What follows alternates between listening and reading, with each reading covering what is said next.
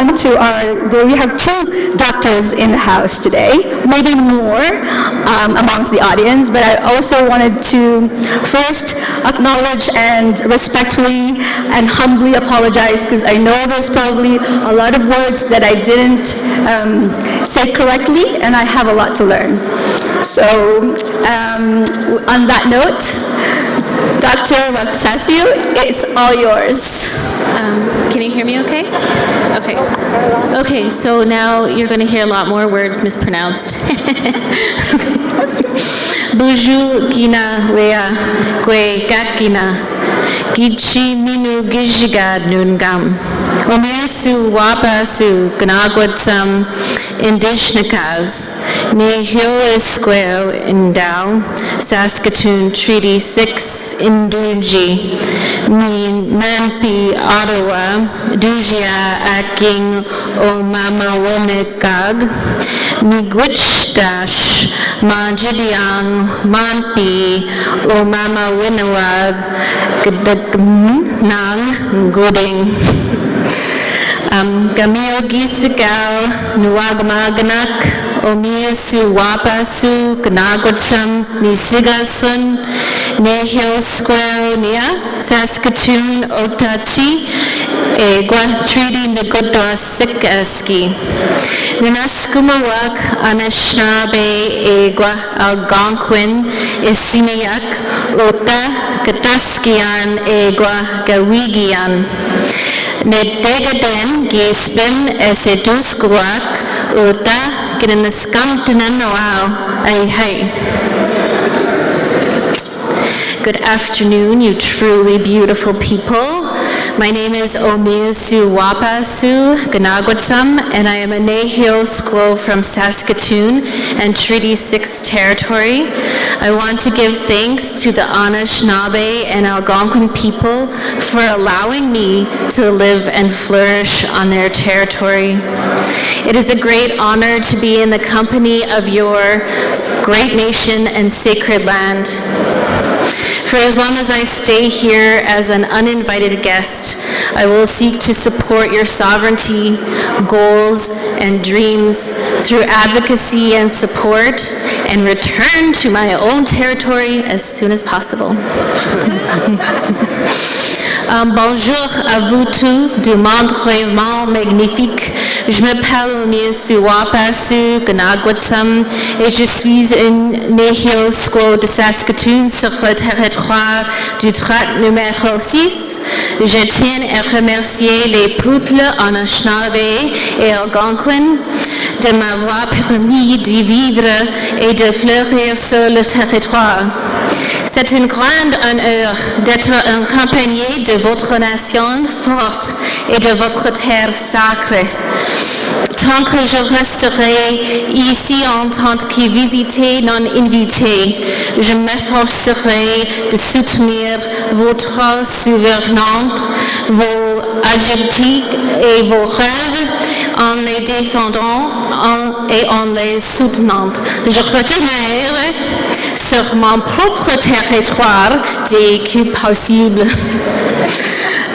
Thank you so much. I just didn't know what to talk about today.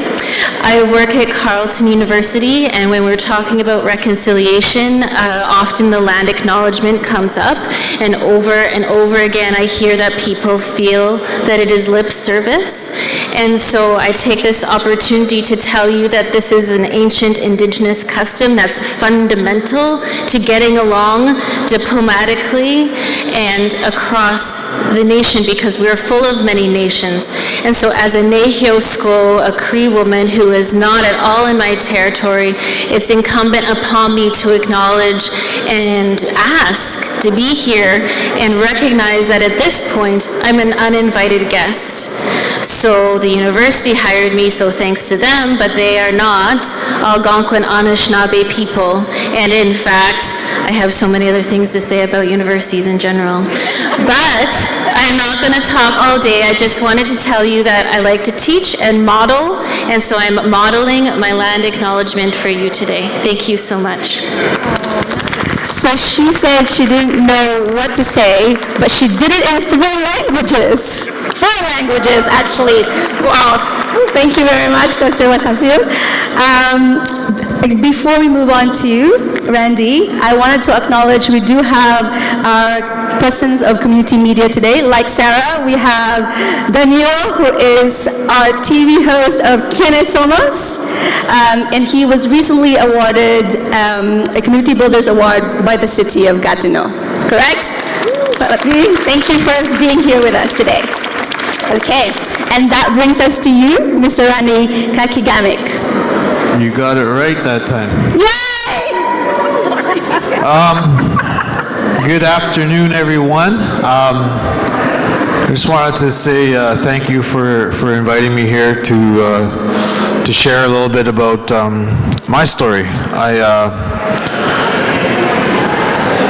I didn't have the best upbringing. It was very hard because of what had happened in the past. Both my parents are survivors of residential schools here in Canada. My dad, he passed away about 2 years ago. So, you know, I hope he's here with me right now listening, and hope I do him proud. I went down a path that was very dark. I struggled with addiction for many years, close to 30 years of addiction. I had to look into myself. I had to look at the fact that my parents went to these schools. It's only then when I realized that it played a big role and it played a big part into why I was doing the things I was doing, why I was struggling, why I was having a hard time flourishing and growing. When I finally decided to do that, my life changed, you know.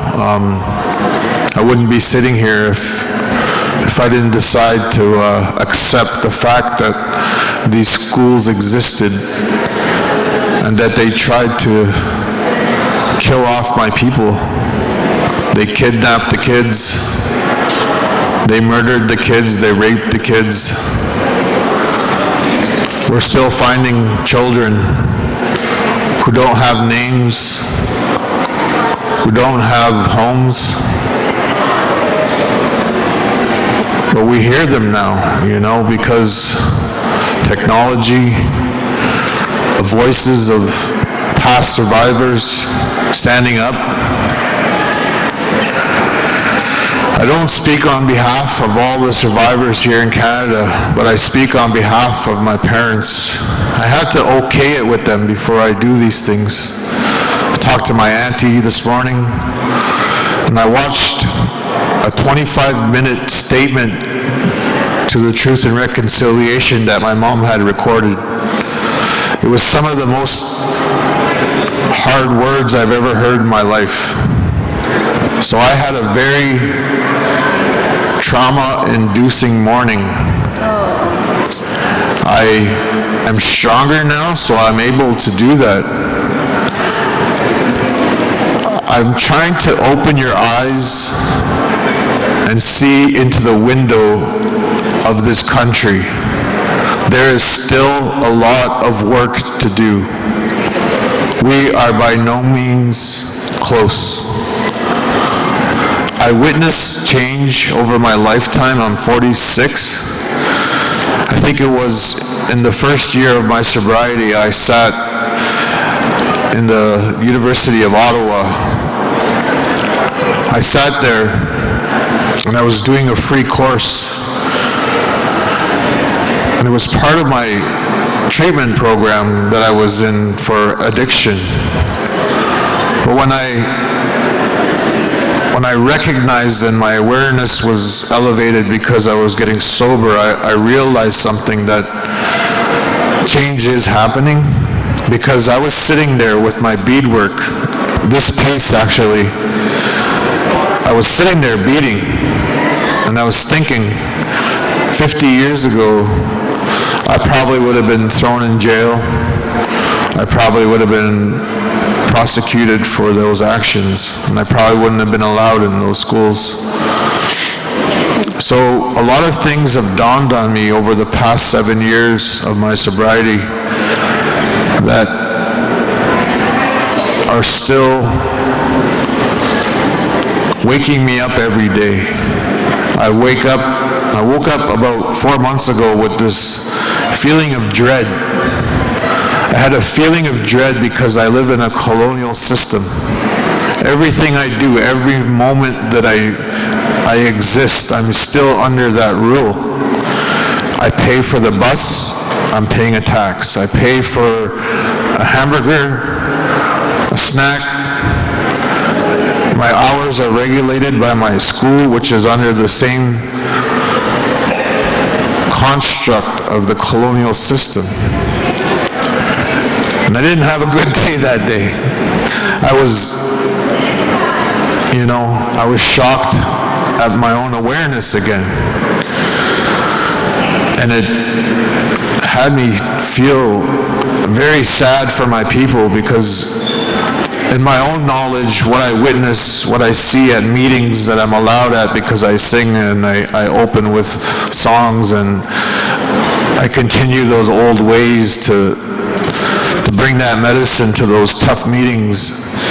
I hear all those cries of our people. I hear all these things that are being taken away.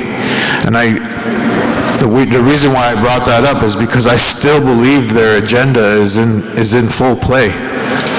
To annihilate and to stop us, to take things away until we're given up.